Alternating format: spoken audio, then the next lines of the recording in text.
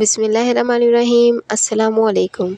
मैं हूं अंबर नाज और आप देख रहे हैं मेरा यूट्यूब चैनल कुकिंग विद अंबर नाज ब्लू स्काई। आज मैं बना रही हूं बीफ आलू गोश्त, जिसकी रेसिपी आज मैं आप लोगों के साथ शेयर करूंगी। तो चलिए स्टार्ट करते हैं आज की रेसिपी। बिस्मिल्लाहिर्रहमानिर्रहीम। ये हमने गोश्त लिया है, तकरीबन 1 पाव है और इसकी हमने दरमियानी बोटी इसकी बनवा ली है। ये देखें, इस तरीके से ये 1 पाव के करीब है। तो आपने भी इसको इसी तरीके से दरमियानी बोटी बनवा लीजिएगा। ये 1 पाव है और ये हमने 2 अदद आलू लिए हैं, जो कि हमने इसको इस तरीके से काट लिया है। ये मैंने बॉयल कर लिए हैं। हरी मिर्चें हैं 6 से 8 अदद, जो कि हमने सिर्फ साबुत डालनी है। पिसे हुए धनिया लेंगे हम 1.5 टेबल स्पून। पिसी हुई लाल मिर्चें लेंगे हम 1 टेबल स्पून और हाफ़ टी स्पून हल्दी लेंगे। नमक लेंगे हम हस्ब जायका, मैंने 1 टेबल स्पून लिया है। आप अपने जायके के मुताबिक कम ज़्यादा कर सकते हैं। और टमाटर हैं ये 4 से 5 अदद, जिनको हमने इस तरीके से इसको चॉप कर लिया है। या आप लेंगे 3 से 4। प्याज हैं ये 5 से 6 अदद, जो कि हमने इसको रफली चॉप कर लिया है। तो आपने 4 से 5 लेनी है। अदरक लहसुन है 2 टेबल स्पून। हरा धनिया हम गार्निश के लिए इस्तेमाल करेंगे। ये हमने लिया है तकरीबन आधी गड्डी, आधी प्याली तकरीबन हम ये तेल लेंगे। बिस्मिल्लाहिर्रहमानिर्रहीम। सबसे पहले हम ऑयल में प्याज डालेंगे और फ्राई करेंगे। फिर साथ ही अदरक लहसुन शामिल कर देंगे। प्याज को हमने ब्राउन नहीं करना, सिर्फ सॉफ्ट करना है। और साथ ही हम टमाटर शामिल कर देंगे और इसके साथ ही हमें पिसा धनिया, पिसी मिर्च और हल्दी शामिल करनी है।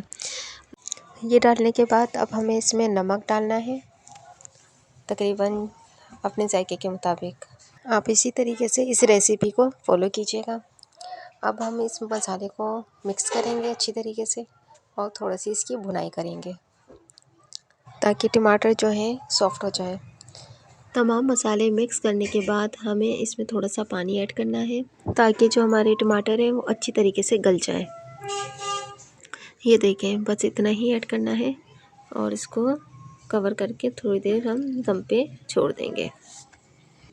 ये देखें, टमाटर थोड़े से अब सॉफ्ट से हो गए हैं। अब हम इसमें गोश्त शामिल करेंगे। गोश्त शामिल करके हम इसको अच्छी तरीके से मिक्स करेंगे मसाले में।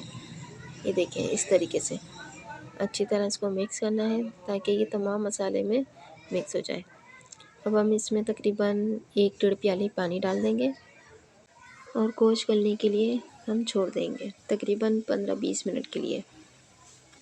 ये देखें, 15-20 मिनट हो गए हैं गोश्त गलते हुए और गोश्त अच्छी तरह गल चुका है और मसाला अब ये भुनाई पे है। तो अब हम शामिल कर देंगे इसमें आलू। ये देखें, और अच्छी तरीके से इसको मसाले में मिक्स करेंगे। ये देखें, इस तरीके से, और इसको अच्छी तरह गोश्त को भून लेंगे, ताकि जो इसका तेल है वो ऊपर आ जाए। ये देखें, अब मसाला अच्छी तरह भुन रहा है और ये देखें ऑयल ऊपर आ रहा है। हमें अच्छी तरीके से अब इसकी भुनाई कर लेनी है। ये देखें, तमाम मसाले हमारे अच्छी तरीके से मिक्स हो चुके हैं। अब हम इसमें हरी मिर्ची शामिल कर देंगे साबुत, जो कि हमने 6 से 8 अदद ली हैं। हरी मिर्ची शामिल करने के बाद हमें इसमें पानी डालना है। जितनी हमें ग्रेवी रखनी है उतना हमें पानी डालना है। ये देखें, मैं तकरीबन इसमें मैंने 1 प्याली पानी डाला है। मैंने इसमें बॉयल आलू डाले हैं, तो मैं बस इसको 5 मिनट दम पे रखूँगी, उसके बाद मैं डिश आउट कर दूँगी। आप अगर इसमें कच्चे आलू डालें तो आपने इसको फिर गलने के लिए 10 से 15 मिनट के लिए रखना है। ये लीजिए, आलू गोश्त तैयार है। ऊपर से हरा धनिया डाल के सर्व करें। बहुत मज़े का आलू गोश्त बना है। आप ज़रूर ट्राई कीजिएगा और मुझे कमेंट्स में ज़रूर बताइएगा कि ये आपको रेसिपी कैसी लगी। दुआ में याद रखिएगा, अपना ख्याल रखिएगा। अल्लाह हाफ़िज़।